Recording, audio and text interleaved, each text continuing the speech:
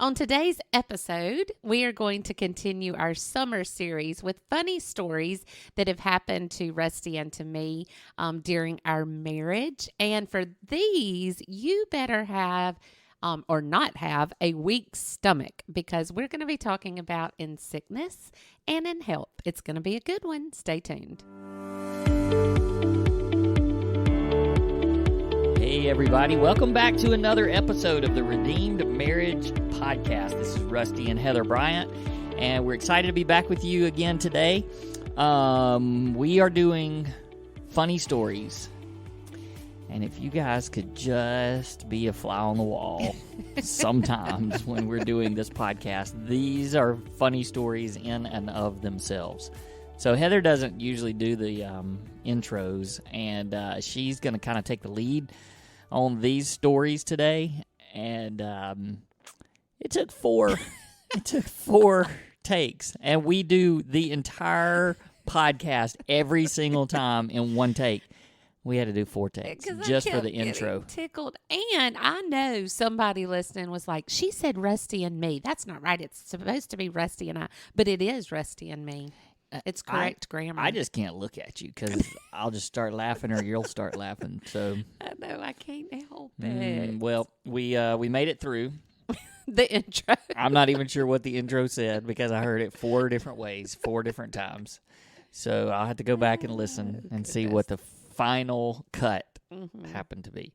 All right, so trying to do things a little bit lighter this summer, just to have some fun and just remember the funny stories. We want people, all of our couples, no matter what you're going through, if it's heavy or if it's a good season, we just want to remind you that it's a team. You're in this together. You're in this journey of life together. And remember to laugh a lot. And so we're trying to go back and just pull up these funny stories just to kind of jog our memories of the fun times. And, we're sharing those with the world. So today we're going to talk about, maybe tell a couple of stories. I think we have time to probably tell both of them. But they're kind of stories of, sickness and in health. Whenever one spouse is sick, the other one has to kind of pick up the slack a little bit. And so whenever that happens, sometimes things go a little bit wrong. Right. Mm-hmm. Right. Mm-hmm. No, not right. Wrong. No. Before we get into that, can we take a half second to talk about last week's podcast and the response that we got for that about how, well, first of all, my parents had never heard that story. Oh, I got a phone call. If you haven't listened to last week's, you need to go back and listen. It was really funny. But the day after it posted, my phone rang, and it was my mother-in-law. And I answered the phone, and she said, "Do you have a minute?" And I said, "Well, I was busy, but I was like, yeah, sure." And she just started laughing. And I was like, oh, no. She said, "I just listened to your podcast." I was like, oh, no.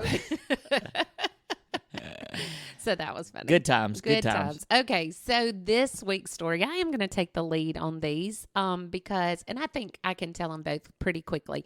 But when you ask me if I had one to share, I couldn't choose between these two because they both revolved around being, us taking care of each other, which is such a huge part of marriage anyway. But the first one actually happened on our honeymoon. We were going there first. Yep. All right. We're going to the honeymoon first. So we went to Jamaica to an all-inclusive resort, and we could just, eat anytime we wanted to, get drinks whenever we wanted to. I mean, it was just, yeah. All-inclusive. I'm sure people know what that means. I'm pretty sure. But it was just, we were... It was like a cruise on land. Yes, exactly. So anyway, we were having a blast. And one night they had a beach party. And so we had gone to eat at a restaurant that actually had a buffet that night. And I mean, it was so much food, and it was so much fun just to walk around. And we have very similar tastes, and so we were like, "Oh yeah, let's try that, and let's try that." And we both piled up our plates and ate a wonderful meal. And then we were headed to the beach party. So we were walking towards the beach, and I mean, everybody, and this is a all-inclusive resort where there's only grown-ups. There were no children here. Not that that's important to the story, but we were headed down to the beach, and all the people, were out there dancing, and there was music and a bonfire and all of that. And we're walking towards it, and I was just talking away to you, and then I looked and you were gone. And I was like, where did Rusty go? And I mean, it was weird. He just kind of was gone. And so I look around and I cannot find him I mean, there's people everywhere. And I'm like, where is he? And then I spot him over by a palm tree, and his head is behind the palm tree, and he is throwing up everywhere. And I'm like, oh, okay. Nice. So I'm like, oh my gosh, of course, newlyweds. I'm like, here we go. I get to take care of him. I'm like, are you okay? And he was like, oh, I feel awful. I think it must have been something I ate. And so we started kind of thinking, and the only thing that he ate differently than I did was tilapia.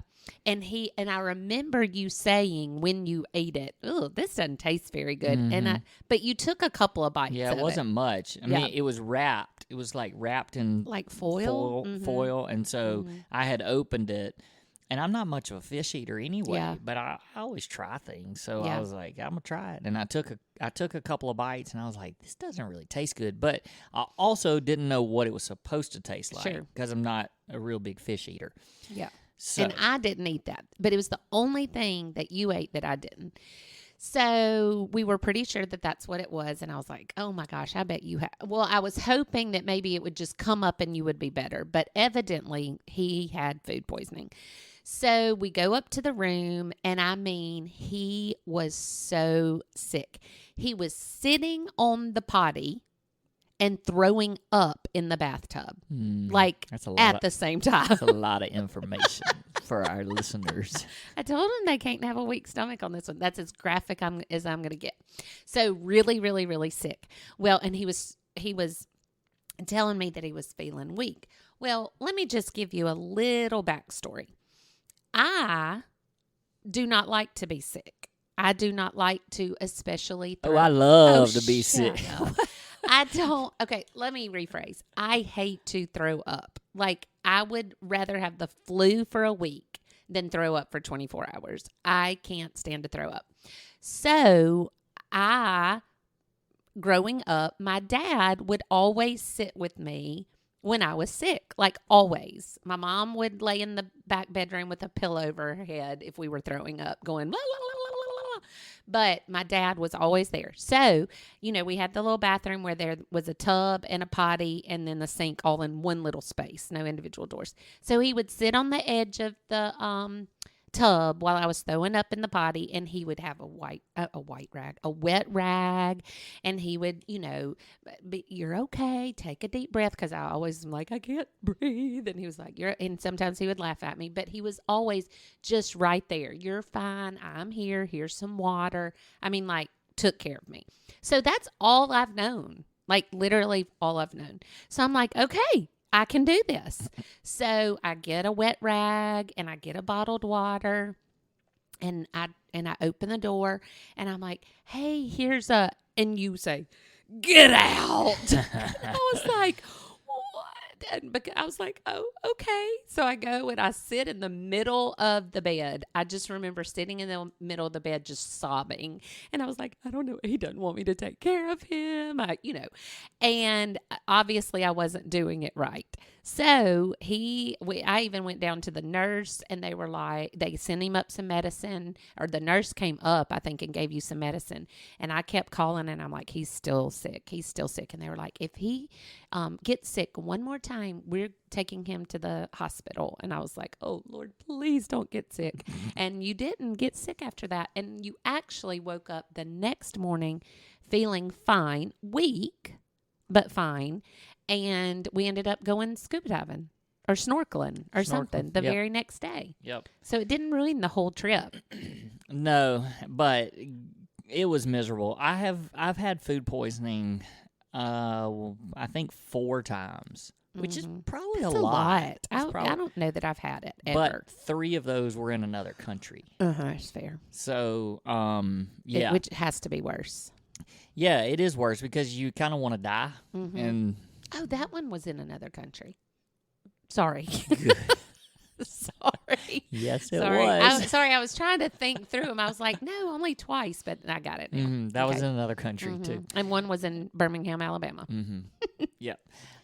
Yeah, so they were all we were gone. I mean, we were out of town. Yeah. And that's miserable because if you're not at home and that's happening, man, you just want to be at your place. And I don't know why.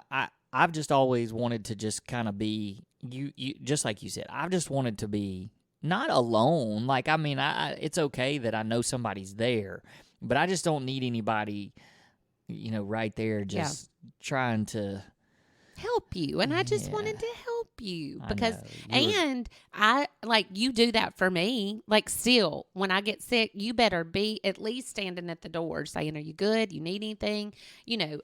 I just like to be taken care of. I don't want to do it by myself. Yeah. And it's not that I really need taken care of. It's just scary. So I don't want to be by myself. Yeah. And you're like, leave me I wonder if that's a male female thing. Yeah. I mean, maybe. I don't know. Cause I don't feel like our boys now that they're older, I don't feel like they really want somebody. Which totally happened recently. Yeah. And that's not even in our story, but Luke ate something. It wasn't food poisoning, but he ate something that just didn't settle. And I sat up in the middle of the night. I mean, we have a sound machine. They're on the other side of the house. And I sat up. This was like 2 weeks ago. And I said, one of them is throwing up. And so you took off running over there to see. And he told us later that he was hoping Logan would hear him. Because he wanted some water. Yeah. I mean, he was like, and that's really it for me. Yeah. I mean, I just, like, somebody bring me some water and just make sure I'm not going to pass out. And all Logan said was, shut the door. Shut the door. He didn't want to hear it. But I walked in and I was like, hey, you okay? And he was like, I said, I'll bring you some water. And then that was kind of it. Yeah. Yeah. And he was like, I'm good. And I'm like, no, sit down, pull my hair back. Well, I had a chance to do that. So why don't you tell them about the chances, other chances? The second story was me going through cancer, and don't anybody go, oh, it's fine. We can laugh about this story. They can go, oh, it's okay. You went through cancer. Yeah, I did. It was hard. There was a lot of hard times. And I could not have asked for a better husband during that season.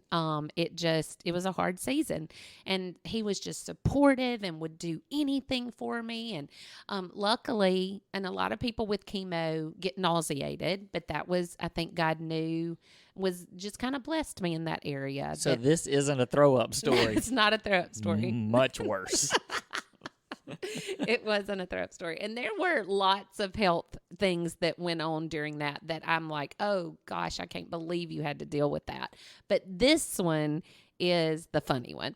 So I had to have a double mastectomy, and with a double mastectomy, you come out of surgery. How long was my surgery? Oh man, I would say like 5 hours, maybe something like that. All right. So I came out of surgery, woke up, and I mean, this wasn't a surprise. I knew it was going to happen. I woke up with, no boobs, obviously. That's what a double mastectomy is. But then I had drains coming out of both sides, like underneath my arm. Yeah. So I'll chime in because I wasn't I was very, I mean, I went to every appointment Yeah. and, and I listened and I was there for I mean, And I ask sat through, questions and yeah. through every chemo. Yeah. So I was right there alongside, but they told us now when you come out of surgery, you're going to have these drains. Mhm. And I mean, I guess I just didn't listen. No, I didn't know either. Well, I listened, but I didn't understand what a drain was. Yeah. Like that just didn't register with me. And nobody prior to the surgery took the time to really explain what that was. They just kept saying, hey, there's going to be drains. And then even I think a couple of doctors, they even sort of, I mean, I don't know if it was jokingly, but they just kind of in passing said something about me having to strip the drains. Strip the drains, yeah. So, which I, in my head, had like a catheter. Like it's going to drain into a bag. And then when I go to the doctor, they'll take the bag off and give me new ones. Like that's kind of what I had in my head. Yeah. So, but what it was, you had two on each side. Two drains on each side. Yeah. So the drains, what the drains are, they were tubes. Yeah. So you had two Tubing. tubes, little tubes that were stuck just in your skin, and they were draining the fluid buildup after surgery. Right. So what they went into, though, I think we just lost half our listeners. No, I think people are going, whoa, what? This is interesting. Where are we going with this? All right, so, but the drain, this is the part, I'm trying to describe it from somebody that was having to do it, because they were in you and stuck to you, so you didn't get to, see everything like I did, but these tubes they were long. I mean, they were probably like, 3 feet? Okay, so these 3-foot long tubes, there's 4 of them coming out of both sides, 2 sides of your body, and then they would collect in it. The best way I can describe it is when you go to the doctor and they take your blood pressure, the little ball that they squeeze. I have a better one. You know when you have infants and those little bulbs and you try to clean out their nose with it, they suction. It's like it's those bulbs. Yeah, those type of bulbs. It's those type of bulbs, and they were clear, but they had a plug in them, and so it would collect that. And then when it was, when I could see them, or you could too, but when they would start filling up, we would actually, this does get a little bit gross, but we would have to get like a little cup that would measure it. And we would pour it into the. But first, stripping right. Them, you had to pull. Right, down.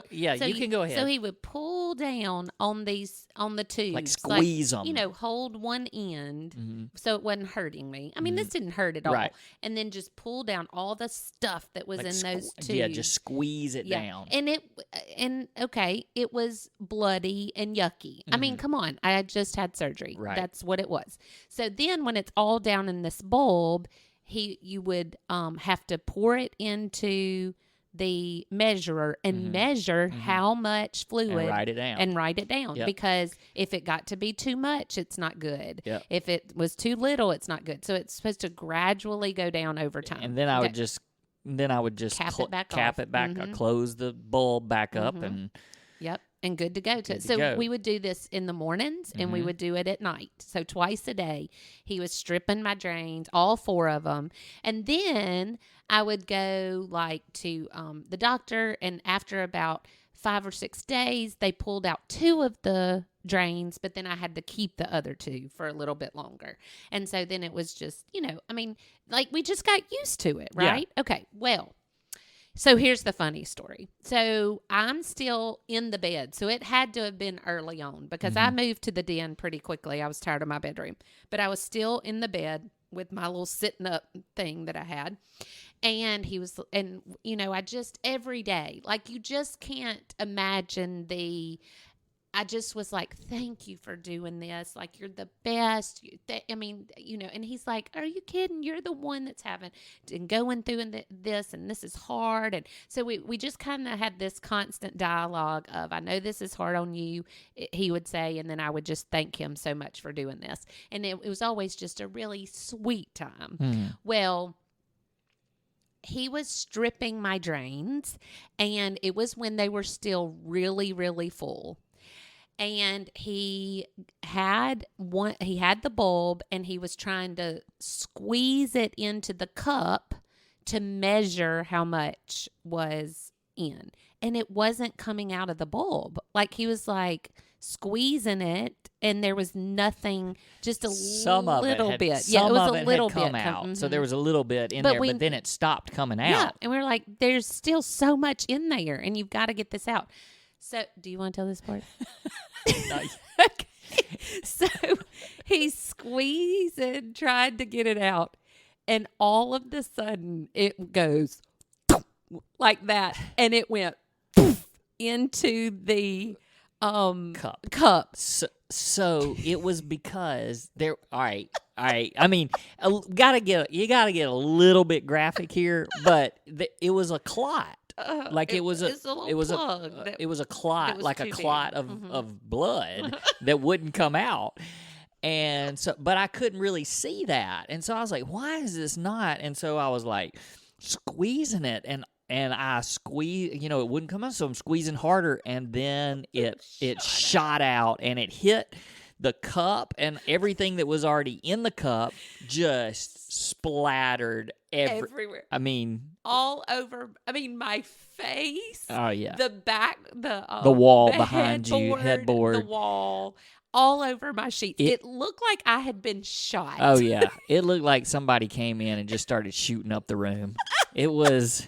Oh my goodness! And the favorite part was your eyes, because you were I was just like, oh my! I know my eyes just got so big. I was like, oh my gosh, what have I done? I'm so sorry. Are you okay? And I just couldn't help. You just laughed. Because here I am. I mean, I had no hair. I had no boobs. And I looked ridiculous anyway. And then I looked like I had been murdered, like just completely. And I'm so thankful that you laughed, but I was mortified because I mean, here I was supposed to be taking care of you, and I mean, if somebody had walked in, they'd be like, "You done stabbed her. You got tired of taking care of her, and this is the end." It was so bad, and it was everywhere. So and then I had to clean it all up. Mm-hmm. Oh, my goodness. That part wasn't as funny. No. And I went and got in the shower, which was an ordeal in itself because of the drains. They couldn't get wet and all that, but I had to shower. I had blood all over me.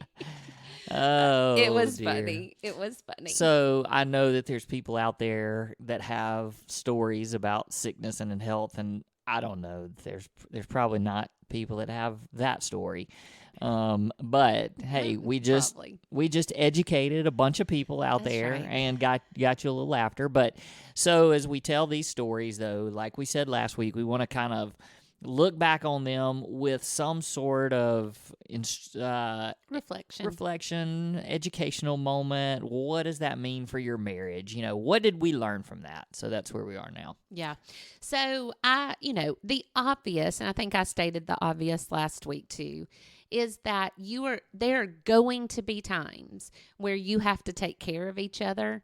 There's going to be times where you have to take care of your children, and those are not always, most of the time, those are not pleasant seasons, especially when you have a long one like cancer. It was a year of our life where we did a lot of him having to take care of me in really hard spots and be supportive of me in really hard moments, like shaving my head or taking off bandages and surgery after surgery. Like, you had to be my rock during that time. And I think that we're called to do that for our spouses. I'm sure we have a lot of listeners that maybe you've had to be that for your spouse, or maybe it's been longer than a year.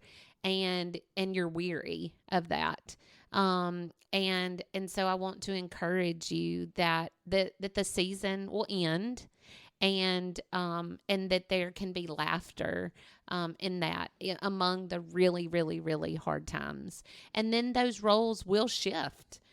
Where, hopefully it's not something as extreme as cancer. Maybe it is just, food poisoning or the stomach bug, or, other, your spouse has the flu. Women, I'll just tell you, if you're not aware of this, women make fun of men often about how weenie they are when they get sick. Yep. Like, women, it's okay, I'm, really, really sick, but yet you just still got to get up and fix lunches and, do all the things. And for men, a lot of times it's like, oh, I have a sniffle. And, and so women, if that is your husband, it's okay. You can, still we're called to take care of them and to come alongside them when they feel bad. It's okay to laugh about it every now and then, but it is what we're called to do. So that's my encouragement is that to consider it a joy to walk alongside your spouse, even when things are not great on the health front, but then to also be able to laugh. And because I could have responded, and I'm not tooting my own horn, but I really could have responded differently to that. Of like, course. what are you doing? Of course. But just, it's like, okay. I knew you didn't mean to. And so it was just a time to laugh together. And that's, a funny story that we like to look back on.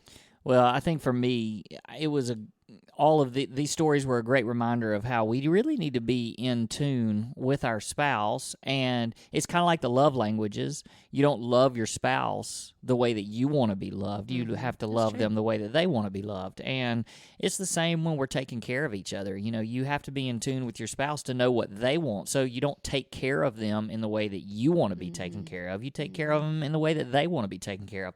And I would also say that can also change some through, depending on the circumstances, depending on the season, because it really could be one of those things where, you may be going through some sort of a sickness where you really do want your spouse by your side, and maybe it's not the norm. And so that's my encouragement, is that we really listen to each other and we communicate and we respect the way that they want to be loved and cared for during times of sickness. Yeah. And that can be with injuries too. It doesn't have to just be a sickness, but you learn to love your children well in injuries. And we've had to walk through injuries with our children. One a torn ACL, a torn hamstring. The other one broke his collarbone so bad we had to do a metal plate in.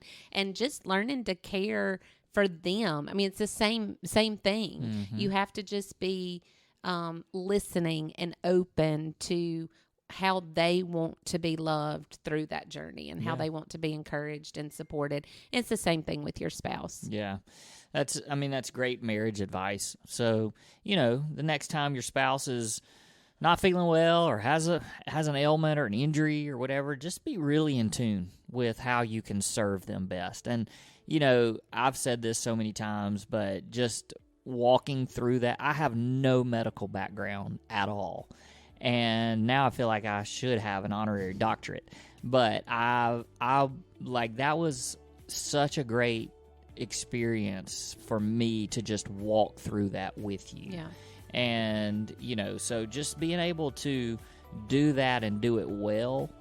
And also, for you were willing to let me. You're not that kind of a person either, where you were always... You don't like being down and you don't like being sick, but you knew it was a season where you just had to lean on me. Yeah. So it was good. It was just a part of the journey. And we laughed our way through some of it. Yep. And cried our way through some. All right. Hey, thank you guys for listening. We'll be back with you next week. We'll come up with another funny story. Maybe it won't be so gross next time. That's right. All right. You guys have a great week.